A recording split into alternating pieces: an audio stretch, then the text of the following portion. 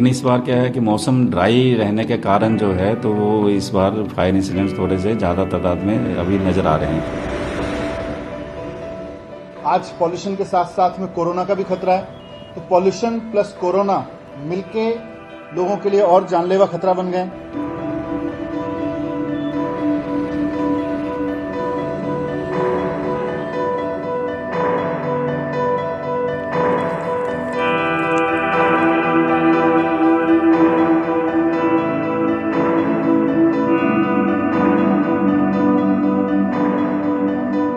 नमस्कार। हवा का प्रदूषित होना फिर से शुरू हो गया है। कोरोना के दौर में प्रदूषित हवा मरीज की परेशानियां और बढ़ा सकती है। सर्दी की दस्तक के साथ प्रदूषित हवा का खतरा इस महामारी के बीच कड़ी चुनौती है। देश की राजधानी दिल्ली की हवा में प्रदूषण रेड लेवल पर पहुंच गया है और इस खतरनाक हालत के लिए दिल्ली ही नहीं, दिल्ली के आसपास के राज्य भी जिम्मेदार हैं। सबसे बड़ी वजह हर साल की तरह पराली जलाना भी बताई जा रही है। पराली जलने पर रोक है, लेकिन जो पराली जलाते हैं वो कहते हैं कि उनकी मजबूरी है और इसके रास्ते में कोई आए उनको ये मंजूर नहीं है। क्यों किसान ऐसा सोच और कर रहे हैं, उनकी परेशानियों को भी समझना होगा। हरियाणा के फतेहाबाद में नाबार्ड के 2 कर्मचारियों को किसानों की नाराजगी झेलनी पड़ी। कहा जा रहा है कि ये दोनों कर्मचारी किसानों को पराली ना जलाने के लिए समझाने गए। गांव वाले नाराज हो गए और उनका विरोध किया। गांव वालों ने उनको फिर कभी गांव ना आने की चेतावनी दी और आप देख सकते हैं किस तरह से इनको समझाया जा रहा है, जमीन पर नाक रगड़वाई जा रही है कि अब मत आना। आइए सुनते किसान और डीएम का क्या कहना है। मैंने इसके बारे में डिप्टी डायरेक्टर एग्रीकल्चर और एसडीएम रतिया से बात की है। उन्होंने ये बताया कि इसमें ये हमारे कृषि विभाग के या इस तरह से कोई अधिकारी और कर्मचारी नहीं है, लेकिन जिस तरह से आपने मुझे वीडियो दिखाई इससे लगता है कि ये नाबार्ड के कुछ लोग आए हुए हैं। तो मैंने इसके बारे में पूरी जांच करने के लिए बताया और जैसे ही कोई इस तरह की कंप्लेंट भी मिलती है तो हम इसमें सख्त से सख्त कार्रवाई भी करेंगे, लेकिन एक बार इसकी पुष्टि हम कर लें, जांच कर लें कि ये कौन लोग हैं, किस तरह से गए। ये नाबार्ड केंद्रीय सरकार का बैंक होता है जो कृषि विभाग से संबंधित कार्यों के लिए अपना काम करता है और उसमें उनको लोगों को भी ये जागरूक करता है। मगर इसने किसी तरह से न तो हमारे डिप्टी डायरेक्टर एग्रीकल्चर को उनके संज्ञान में ये बात लेके आए और ना ही लोकल एसडीएम रतिया के संज्ञान में इस तरह की बात लेकर। ਅੱਜ ਸਾਡੇ ਪਿੰਡ 'ਚ ਸਰਕਾਰ ਵੱਲੋਂ ਭੇਜੇ ਹੋਏ 2 ਬੰਦੇ ਆਏ ਸੀਗੇ ਪਰਾਲੀ ਦੇ ਹੱਲ ਲਈ ਤੇ ਅਸੀਂ ਉੱਥੇ ਗਏ ਪਹੁੰਚੇ। ਜਦੋਂ ਉਹਨਾਂ ਨੇ ਸਾਨੂੰ ਦੱਸਿਆ ਵੀ ਲਾ ਲਓ ਵੀ ਤੁਸੀਂ ਪਰਾਲੀ ਨੂੰ ਅੱਗ ਨਾ ਲਾਓ ਤੇ ਇਹ ਸਾਧਨ ਲਓ। ਜਦੋਂ ਸਾਡੀ ਉਹਨਾਂ ਨਾਲ ਗੱਲਬਾਤ ਹੋਈ ਸਾਂਝੀ ਸਭ ਕੁਝ ਉਹਨਾਂ ਨੇ ਸਾਨੂੰ ਦੱਸਿਆ ਵੀ ਅਸੀਂ ਉਹਨਾਂ ਨੂੰ ਪੁੱਛਿਆ ਵੀ ਦੱਸੋ ਸਾਨੂੰ ਇਹਦੇ ਪ੍ਰਾਈਸ ਦੱਸੋ ਵੀ ਕੀ ਉਹ ਹੈ। ਜੋ ਉਹਨਾਂ ਨੇ ਸਾਨੂੰ ਦੱਸਿਆ ਸਾਰਾ ਪ੍ਰੋਜੈਕਟ ਉਹ 50-55 ਲੱਖ ਰੁਪਏ ਦਾ ਬਣ ਰਿਹਾ ਸੀ, ਜੋ ਕਿ ਕੋਈ ਵੀ ਜ਼ਿਮੀਂਦਾਰ ਇਹ ਅਫੋਰਡ ਨਹੀਂ ਕਰ ਸਕਦਾ। ਲਾ ਲਓ ਅਸੀਂ ਛੋਟੇ ਜ਼ਿਮੀਂਦਾਰ ਕੋਈ ਵੀ ਇਹਨੂੰ ਅਫੋਰਡ ਨਹੀਂ ਕਰ ਸਕਦਾ ਤੇ ਉਹ ਉਸ ਤੋਂ ਬਾਅਦ ਜੇ ਉਹ ਅਫੋਰਡ ਵੀ ਕਰੂਗਾ ਉਸ ਦਾ ਕੋਈ ਹੱਲ ਨਹੀਂ ਗਾ। ਲਾ ਲਓ ਕਮਾਣੇ ਗੱਠਾਂ ਮਸ਼ੀਨਾਂ ਚੱਲੀਆਂ ਸੀਗੀਆਂ, ਉਹ ਗੱਠਾਂ ਆਈ ਸੜੀ ਜਾਂਦੇ ਨੇ ਅੱਜ ਦੇ ਟਾਈਮ, ਉਹਨਾਂ ਦਾ ਕੋਈ ਹੱਲ ਨਹੀਂ ਗਾ ਦੇਖੋ। ਤੇ ਉਸ ਤੋਂ ਬਾਅਦ ਉਹਨਾਂ ਨੇ ਅਸੀਂ ਉਹਨਾਂ ਨੂੰ सरकार को ये अपील करना चाहते हैं, असी भी नहीं हक पराली अग लाते। तो पराली अकेले हरियाणा की समस्या नहीं है, ऐसा नहीं है। पंजाब में भी किसान मना करने के बाद भी पराली जला रहे हैं। कुछ मामले सामने आते हैं और हो सकता है कि कुछ दब भी जाते हो। ऐसे आंकड़े बता रहे हैं कि पंजाब में पराली जलाने की घटनाएं इस बार कई गुना ज़्यादा हैं। 21 सितंबर से 12 अक्टूबर के बीच आंकड़े जो सामने आए हैं उनके मुताबिक 2018 में इस दौरान पराली जलाने के 510 घटनाएं हुई थी। पिछले साल यानी 2019 में इस तरह की 755 घटनाएं हुई, लेकिन इस साल यानी 2020 में अब तक ऐसे 2873 मामले सामने आ चुके हैं। 21 सितंबर से लेकर 12 अक्टूबर तक जो हमारा डाटा है तो उसके अनुसार अभी तक जो है 2873 जो फायर इंसिडेंट्स है पंजाब में नोटिस हुए हैं, जिनमें से ज़्यादातर जो है 1111 के करीब वो है अमृतसर डिस्ट्रिक्ट में सबसे ज़्यादा पाए गए हैं। उससे कम जो है तरनतारन डिस्ट्रिक्ट में और उसके बाद जो है पटियाला, गुरदासपुर, फिरोजपुर डिस्ट्रिक्ट्स में। बाकी ज़िलों में भी थोड़े थोड़े इंसिडेंट्स हैं, बहुत ज़्यादा नहीं, लेकिन वो कम मात्रा में अभी तक पाए गए हैं। तो अगर पिछले सालों के तुलना में हम देखें इनको तो पिछले साल जो 21 सितंबर से लेकर 12 अक्टूबर तक जो है इसी पीरियड के दौरान जो है 755 फायर इंसिडेंट्स नोटिस हुए थे और उससे पिछले साल 2018 में 510 फायर इंसिडेंट्स दिए नोटिस हुए थे। लेकिन इस बार क्या है कि मौसम ड्राई रहने के कारण जो है तो वो इस बार फायर इंसिडेंट्स थोड़े से ज़्यादा तादाद में अभी नजर आ रहे हैं। तो किसानों की मजबूरी है, रोष है, गुस्सा महसूस होने लगा है यहाँ पर दिल्ली में। वो खेती कानून से भी तो जूझ रहे हैं। अमृतसर में खेती कानून के खिलाफ किसानों का रेल रोको जारी है। किसान मजदूर संघर्ष समिति अपने मांगों पर जोर देने के लिए रेल पटरियों पर धरना दे रही है। लेकिन फौरी संकट प्रदूषण का है, जो सीधे सीधे पराली जलाने से जुड़ा माना जा रहा है। पंजाब हरियाणा में पराली जलाने और किसानों की परेशानी पर बात करने के लिए हमारे साथ हमारे सहयोगी मोहम्मद गजाली मौजूद हैं। और गजाली के पास जाने से पहले एक और जानकारी दे दूं, उस बीच ये भी खबर आ रही है कि किसान संगठन सरकार से बातचीत को तैयार हो गए हैं। उन्होंने सरकार का बातचीत का न्योता मान लिया है। कल होने वाली इस बातचीत में किसान नेताओं का 7 सदस्यीय प्रतिनिधिमंडल भी जाएगा। तो गजाली, अगर मैं आपसे समझना चाहूँ, एक तरफ अधिकारी जाते हैं, उनके साथ जो व्यवहार होता है वो हमें नज़र आता है। पराली एक समस्या है किसानों के लिए भी और दिल्ली वासियों के लिए भी, जहाँ पे आती है। किस तरह से इस पे बीच में का रास्ता देख सकते हैं आप? देखिए, सबसे पहले तो जब लोग ये कहते हैं कि राजधानी में जो इस वक्त माहौल बन जाता है दिल्ली और एनसीआर के इलाके में, तो किसान उससे बहुत आहत भी होते हैं कि क्या सिर्फ हम ही हैं जो इस पूरे मौसम को ख़राब कर रहे हैं, या पराली से ही सिर्फ ऐसा हो रहा है। वो इंडस्ट्रीज़ और गाड़ियों की आवाजाही के ऊपर भी इसको ब्लेम करते हैं। जहाँ तक हरियाणा या पंजाब में पराली की समस्या की बात की जाए, तो सबसे पहले तो हमें ये देखना होगा कि पिछले साल सुप्रीम कोर्ट ने अपनी जजमेंट में साफ साफ कहा था हरियाणा और पंजाब की सरकारों को कि आप 100 रुपये प्रति क्विंटल दें, जैसा कि किसान मांगते भी हैं कि इतने में वो अपनी फसल या जो पैडी रेसिड्यू है उसको क्लियर कर लेंगे या खुद ब खुद वो मैनेज कर लेंगे। जिस तरह से भी 100 रुपये प्रति क्विंटल की बात की गई थी। पंजाब और हरियाणा की सरकारों ने इस आदेश की पालना की, लेकिन जब यह आदेश आया था तब तक हार्वेस्टिंग ऑलमोस्ट 90% हो चुका था। ये 6 नवंबर की बात है पिछले साल की। तो उसके बाद अब ये एक कह लें कि एक ऐसी यथास्थिति बन गई कि इस पे पंजाब और हरियाणा और केंद्र की सरकारों को ये लग रहा है लीगली कि ये आदेश सिर्फ पिछले साल के लिए था। अगर सुप्रीम कोर्ट ने ये आदेश पिछले साल दिया था तो क्या इस साल उसको अप्लाई नहीं किया जा सकता था?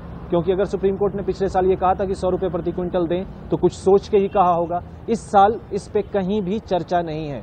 हर साल हम देखते हैं कि मुख्यमंत्री पंजाब और प्रधानमंत्री के बीच एक कस्टमरी लेटर लिखा जाता है। वही सेम डिमांड्स होती है, 100 रुपये प्रति क्विंटल दे दीजिए और इससे पराली नहीं जलेगी। उसकी मांग को पूरा नहीं किया जाता। कोई भी कैश बोनस या कैश कॉम्पेंसेशन देने को तैयार नहीं है। राज्य कहती है हमारे पास पैसा नहीं है। केंद्र की तरफ से कहा जाता है कि हम आपको लमसम अमाउंट दे रहे हैं, आप मशीनरी प्रोवाइड कीजिए। मशीनरी में मसला ये होता है कि आप जितनी भी सब्सिडाइज रेट कर दें कि हम 80% सब्सिडी देंगे और 90% सब्सिडी देंगे, छोटे किसानों के लिए मसला है ये कि वो एक तो या तो उनके पास जो ट्रैक्टर होते हैं वो ऐसी मशीनों के लिए कॉम्पैटिबल नहीं है, क्योंकि कई मशीन्स भारी मशीन्स भी हैं जिससे ये पराली को हटाया जाता है फील्ड्स में से। तो कई तरह के टेक्निकल चैलेंजेस भी हैं। इसके अलावा पंजाब हरियाणा या केंद्र सरकार की जो रिसर्च बॉडीज हैं वो भी कई तरह की रिसर्च कर रही हैं कि क्या पराली को पावर जनरेशन के लिए यूज कर लें या इससे कुछ प्रोडक्ट बना लें, लेकिन उन ऑप्शंस का भी अभी कॉमर्शियलाइजेशन नहीं हुआ है। बिल्कुल गजाली, क्योंकि मैं आपको बता दूं दिल्ली में जिस तरह से 700 से 800 हेक्टेयर जमीन है, तो दिल्ली सरकार कह रही है कि हम तो एक घोल जो होता है बायोडी का कंपोजर उसको डालेंगे और किसानों को ट्रैक्टर्स भी मुहैया कराएंगे। लेकिन पंजाब में बहुत अधिक ज़मीन है और किस तरह से पहुंच पाती ये सरकार को, केंद्र सरकार, राज्य सरकार को सोचना होगा। लेकिन जो मैं आपसे अब ये भी पूछना चाहती हूँ, क्योंकि इतने जब 5-6 गुना ज़्यादा इंस्टेंसेस बढ़ जाते हैं पराली जलाने के, तो हमारे किसानों का रोष और गुस्सा खेती कानून पर जो बना हुआ है शायद वो भी झलकता होगा। अब आज जिस तरह से खबर आ रही है और आप ही ने खबर दी है कि भाई अब केंद्र से मिलने के लिए तैयार हो गए, तो क्या माना जाए, इसको कैसे समझे? क्या इससे जो हमारे किसानों की बात सरकार सुन लेगी? क्या किसानों को लगता है वापस हो जाएगा, या किसान क्या कहेगा सरकार से जाकर? देखिए, इसमें पहले मैं आपको पॉसिबिलिटीज बताता हूं और इसके पीछे की सियासत बताता हूं। किसान यूनियन यहाँ पर प्रोमिनेंट कुछ ही हैं, साथ में लगकर इस पूरे मूवमेंट में 30 या 30 की संख्या है जो सरकार से बात कर रही है, या खबरों में 30 किसान यूनियन की बात हो रही है। किसान यूनियन जो किसान लीडर्स हैं यहाँ पर, पिछला भी एक न्योता आया था सरकार का, तो किसानों ने ये कह के रिजेक्ट कर दिया कि भाई सेक्रेटरी लेवल ऑफिसर से हम बात ही नहीं करेंगे, जब खुद प्रधानमंत्री और कृषि मंत्री इस पूरे कानून को बहुत बड़ा हिस्टोरिक डिसीजन बता रहे हैं, तो सेक्रेटरी लेवल ऑफिसर इसको कैसे बदल सकते हैं। उनकी इस शिकायत को दूर करने के लिए इस बार जो इन्विटेशन दिया गया उसमें कहीं ना कहीं सूत्र बता रहे हैं कि खुद हो सकता है कृषि मंत्री नरेंद्र तोमर बातचीत करें। अब किसान जो यूनियन है उनके साथ एक ये भी समझ लीजिए सियासत ये है कि जो किसान यूनियन बातचीत के लिए तैयार हो रहे हैं वहां पर जाके पहली ही कंडीशन ये है कि आप कानून बदलें, कानून हटा दें। अब उसमें क्या बातचीत में ये बात कही जाए कि कई किसान यूनियन ये भी ऑफर कर सकते हैं कि आप एमएसपी का कानून ले आएं अलग से जी। कई जगह बात हो रही है कि एमएसपी की वजह से ही डर है तो एमएसपी का कानून ले आएं। वहां पर किस तरह की डिस्कशन होती है, जबकि सरकार अपनी तरफ से एक तरफ कैंपेन भी चला रही है कि किसानों के लिए ट्रैक्टर रैली हरियाणा और पंजाब में कि अच्छे कानून बेहतर हैं, तो कानून हटाने की जो बात है उस पर तो मुझे नहीं लगता कि सरकार कहीं यू टर्न लेगी या वापस इस कानून को लेगी। दूसरी तरफ जो रेल और रोड और रेल रोक रहे हैं किसान हरियाणा और पंजाब में, खास करके पंजाब में, तो अभी भी उस पर कोई डिसीजन किसानों ने नहीं किया है। मीटिंग के लिए जा तो रहे हैं लेकिन रेल रोकने का जो सिलसिला लगातार जारी है, कई टोल प्लाजा रुके हुए हैं, कई जगहों पर रेलवे की पटरियां रुकी हुई हैं, तो वो बदस्तूर जारी है और आगे भी जारी रहने की आशंका है, क्योंकि कोई भी किसान यूनियन अगर इस पे ये कह दे कि हम हट जाते हैं तो उनकी अपनी भी जो फॉलोइंग है उस पर भी असर पड़ता है, उनके खुद की सियासत पे भी असर पड़ता है। बिल्कुल गजाली, इस तमाम जानकारी के लिए आपका बहुत बहुत शुक्रिया। तो अब दिल्ली की कुछ तस्वीरें आपको दिखा रहे हैं। दिल्ली में दरअसल प्रदूषण का स्तर रेड लेवल तक पहुंच गया है और अभी अक्टूबर का पहला पखवाड़ा है और हाल ये है, अभी ठंड के कई महीने पड़े हैं और सबसे चिंताजनक बात यह है कि अभी तो पंजाब हरियाणा में धान की कटाई चल ही रही है और जब तक कटाई चल रही है तब तक पराली जलाने का सिलसिला भी चलता रहेगा, यानी तब तक पराली जलाने का खतरा बना रहेगा।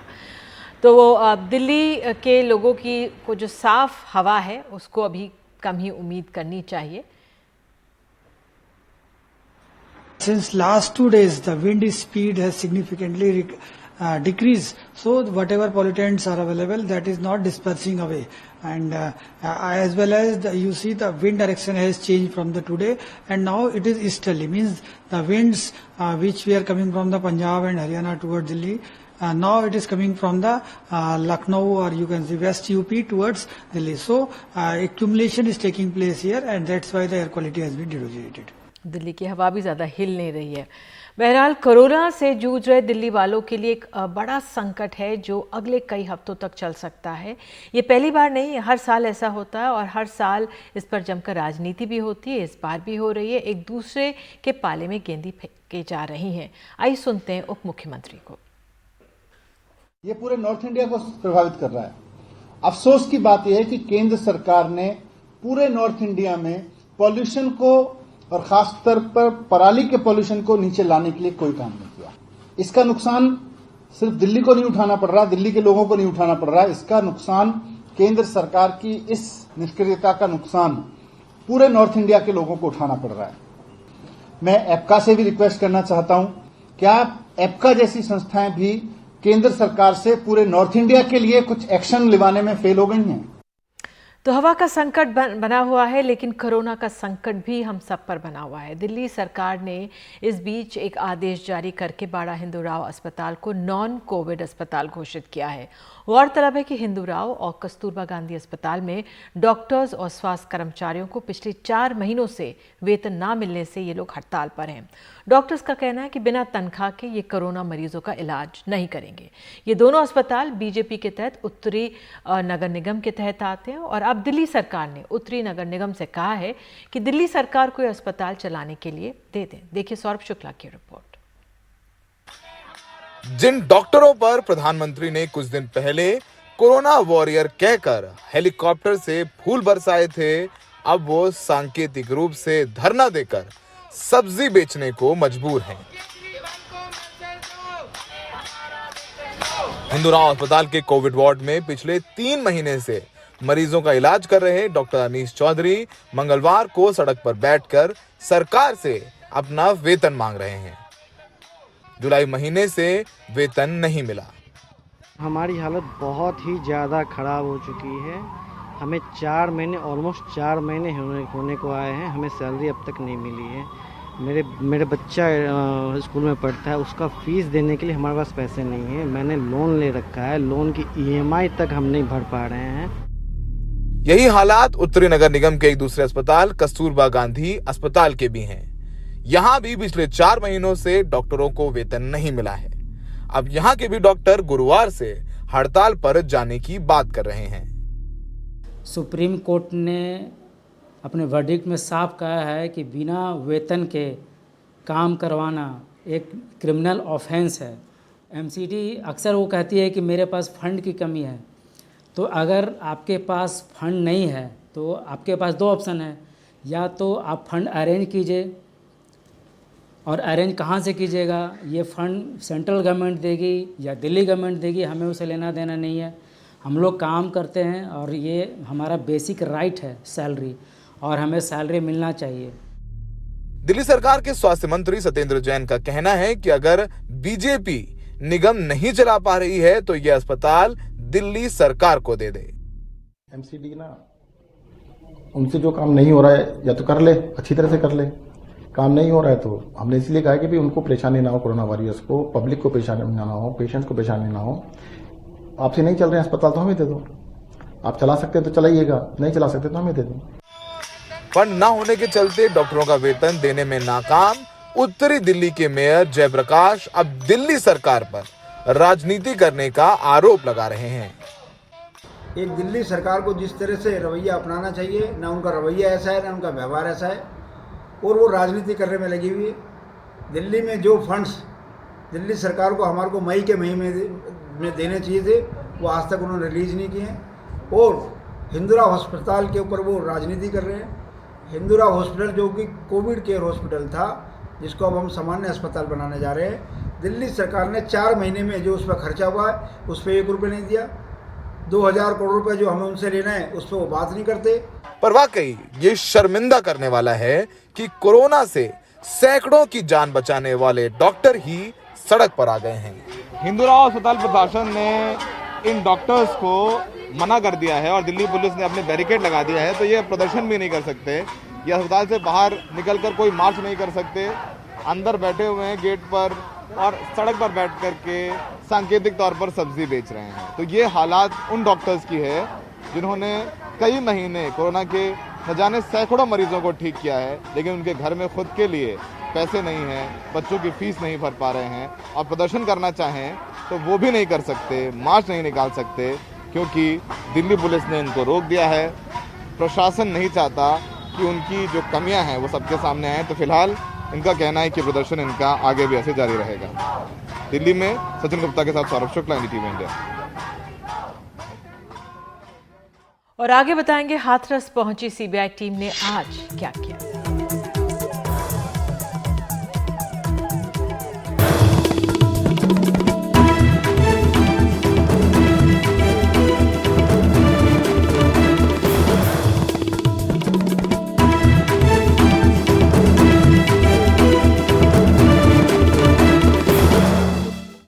हाथरस मामले में CBI टीम आज गांव पहुंची और कई घंटे जांच में जुटी रही।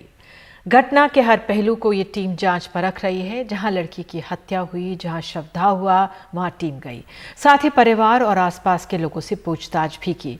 जाते समय वो लड़की के भाई को अपने साथ ले गई। मुकेश सेंगर की रिपोर्ट। वारदात के 27 दिन बाद CBI ने हाथरस केस की जांच शुरू कर दी।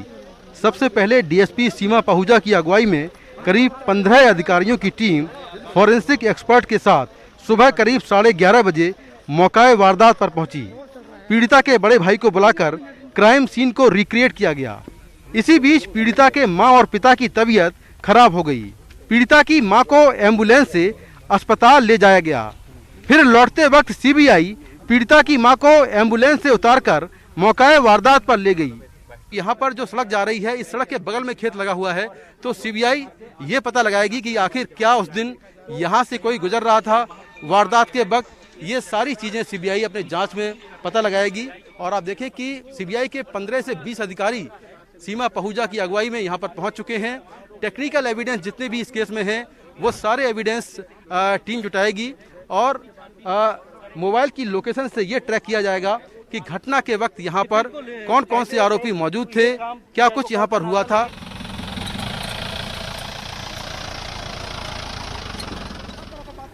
करीब 2.5 घंटे मौके वारदात पर रहने के बाद सीबीआई वहां पहुंची, जहां 29-30 सितंबर की रात पीड़िता का अंतिम संस्कार हुआ था। वहां से फॉरेंसिक एक्सपर्ट पीड़िता की चिता की राख, मिट्टी, गंगाजल और चप्पल ले गए। पीड़िता के बड़े भाई को भी यहां बुलाया गया, जिससे मौके पर ही एक बार फिर पूछताछ हुई। सीबीआई जो जांच कर रही है उससे आप संतुष्ट हैं? अब देखिए, संतुष्ट अभी के तो नहीं कह सकते क्योंकि आज ही आए हैं वो। अपनी जांच कर रही है, अभी आगे पता चलेगा कैसी जांच रहेगी। इसके बाद सीबीआई की टीम पीड़िता के घर पहुंची और थोड़ी देर पूछताछ करने के बाद पीड़िता के बड़े भाई को पूछताछ के लिए अपने साथ ले गई। सूत्रों की माने तो सीबीआई इन बिंदुओं पर जांच कर रही है। 14 सितंबर को वारदात के वक्त आरोपियों की लोकेशन क्या थी? वारदात के वक्त पीड़िता के घर वालों के अलावा उसके आसपास कौन था? वारदात की असली वजह कथित गैंगरेप है या कुछ और? वारदात के बाद क्या पुलिस ने पीड़िता की मेडिकल जांच और कार्रवाई सही समय पर करवाई? सीबीआई पुलिस से मिले वीडियो और फोटोग्राफ के जरिए भी मामले की तह तक जाने की कोशिश कर रही है। इस वारदात को हुए करीब 27 दिन बीत चुके हैं। इन दिनों में सैकड़ों की संख्या में मीडिया कर्मी, पुलिसकर्मी, नेता, गांव और आसपास के लोग मौका वारदात को देख चुके हैं, यहां आ चुके हैं। लेकिन पुलिस ने मौका वारदात की घेराबंदी तब की जब सीबीआई की टीम यहां पर पहुंची। ऐसे में मौका वारदात से सीबीआई को क्या सबूत मिले होंगे ये देखना होगा, जबकि इस केस में तकनीकी सबूत सबसे अहम है। हाथरस से कैमरामैन पवन के साथ में मुकेश सिंह, एनडीटीवी इंडिया।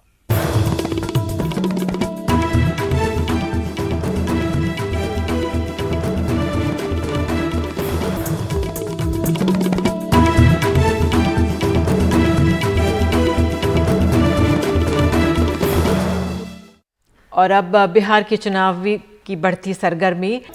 तो चुनावों से पहले तेजस्वी यादव ने मुख्यमंत्री नीतीश कुमार पर हमले किए, उनको और तेज भी कर दिया है। उन्होंने बिहार की कानून व्यवस्था को लेकर कई सवाल उठाए और कहा कि नीतीश कुमार ने जनादेश का अपमान करके जब बीजेपी को चोर दरवाजे से सरकार में लाने का काम किया, उसके बाद से 2020 तक राष्ट्रीय अपराध रिकॉर्ड ब्यूरो यानी एनसीआरबी में बिहार के आंकड़े लगातार बढ़ रहे हैं। उन्होंने आरोप लगाया कि हर 4 घंटे में बलात्कार और हर 5 घंटे में हत्याएं हो रही हैं। इस बीच बिहार के मुख्यमंत्री नीतीश कुमार ने लालू यादव की पार्टी पर परिवारवाद बढ़ाने के आरोप लगाए। नीतीश कुमार ने आज अपनी दूसरी वर्चुअल रैली में कहा कि आरजेडी के नेता सिर्फ जुबान चलाना जानते हैं, उन्हें काम करने का कोई अनुभव नहीं है। उधर नीतीश कुमार की पार्टी जेडीयू ने पार्टी विरोधी गतिविधियों के आरोप में 15 बागी नेताओं को निकाल दिया है। इनमें 2 पूर्व मंत्री और एक मौजूदा विधायक भी शामिल हैं। इनको 6 वर्षों के लिए पार्टी से निकाल दिया गया है।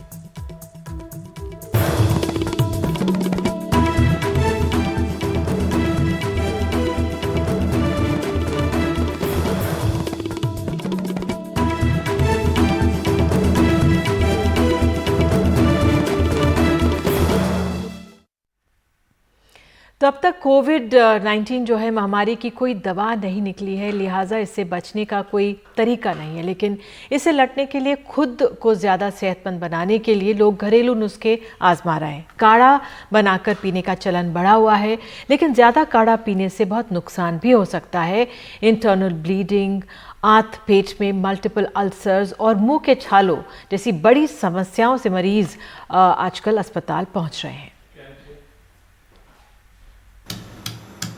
कोरोना के खौफ में ये काढ़ा लगभग हर घर में बन रहा है और लोग दिन में कई बार इसे पी रहे हैं।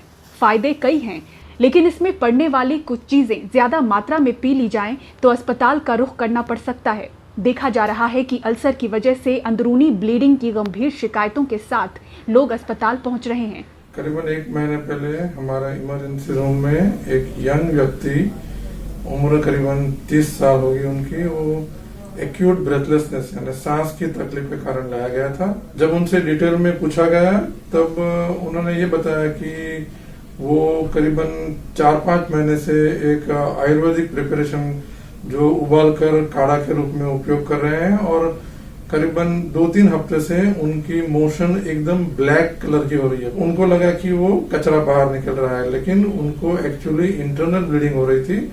और जब हमने इन्वेस्टिगेट किया, उनका एंडोस्कोपी किया, तो उनको स्टमक में और इंटेस्टाइन में मल्टीपल अल्सर्स हो चुके थे, कि जो कि वो एक्सेसिव काढ़ा यूज करने की वजह से हो रहा था। माना जाता है कि हल्दी से हार्ट ब्लॉकेज का खतरा कम होता है क्योंकि ये खून को पतला करता है, लेकिन काढ़े या दूध में इसके ज्यादा इस्तेमाल से दिल के मरीजों की सर्जरी में ब्लीडिंग की वजह से बहुत दिक्कत हो रही है। हल्दी नेचुरल ब्लड थिनर है। काफ़ी सारे हार्ट पेशेंट जो आते हैं, जो ऑलरेडी ब्लड थिनर मेडिसिन लेते हैं, उसके साथ साथ जब ये काढ़ा पीते हैं तो उनका ब्लड काफ़ी पतला हो जाता है और उनको ब्लीडिंग का रिस्क रहता है। रिसेंटली हमने एक पेशेंट ऑपरेट किया जो कि हार्ट पेशेंट था और जो कि ऑलरेडी ब्लड थिनर पे था, लेकिन इम्यूनिटी बूस्टर कोरोना के चलते लेने के बाद में उनको पेट के अंदर काफ़ी मैसिव ब्लीडिंग हुई, जिसके लिए उनको ऑपरेशन करके जान बचानी पड़ी। दिल्ली के अपोलो स्पेक्ट्रा हॉस्पिटल की ओपीडी में करीब 40% मरीज मुंह में छाले यानी कि अल्सर और गले में दर्द की शिकायत के साथ पहुंच रहे हैं। कोरोना काल से पहले जो ऐसे पेशेंट्स हैं जो मुंह के अंदर छाले वगैरह, वो हमें मुश्किल से 2 या 3% पेशेंट ऐसे मिलते थे। कोरोना के बाद तो एकदम से समझिए कि इस बात की महामारी हो गई कि ऐसे पेशेंट हम हर ओपीडी में लगभग 30 से 40% पेशेंट हमें ऐसे मिल रहे थे जिनके की गर्म चीज़ें खाने की वजह से प्रॉब्लम्स आ रही हैं। तो प्लीज़ गर्म चीज़ें खाने को ओवरडू मत कीजिए, दिस कैन बी बैड। मैंने भी काफ़ी एक्सेस मात्रा में इन चीज़ों का सेवन किया, काली मिर्च, काढ़ा, ग्रीन टी और इवन हल्दी वाला दूध। इवन जब भी मुझे प्यास लगी मैंने गर्म पानी ही पिया और उसके कारणवश मेरे मुंह में छाले पड़ गए और काफ़ी तकलीफ में आ गया। इस महामारी में ये घरेलू उपाय कईयों के लिए फायदेमंद साबित हुए हैं, पर जरूरी है कि इसे संभल कर पिया जाए और अगर पहले से कोई बीमार है और उनका इलाज चल रहा है तो किसी डॉक्टर की सलाह के साथ ही इसका सेवन करें। मुंबई से पूजा भारद्वाज की रिपोर्ट, एनडीटीवी इंडिया के लिए। और 17 तारीख से नवरात्र शुरू हो रहे हैं। असम में पूजा पंडालों के लिए खास निर्देश दे दिए गए हैं। हर तरफ से खुले रखने होंगे पंडाल और इस बार 50 लोग ही अंदर जा सकेंगे एक बार में। पुजारियों, आयोजकों को अपना कोरोना टेस्ट ज़रूरी कराना होगा। साथ ही 10 बजे तक बंद करने होंगे ये पूजा पंडाल। तो असम, गुवाहाटी में ये निर्देश लागू हो गए।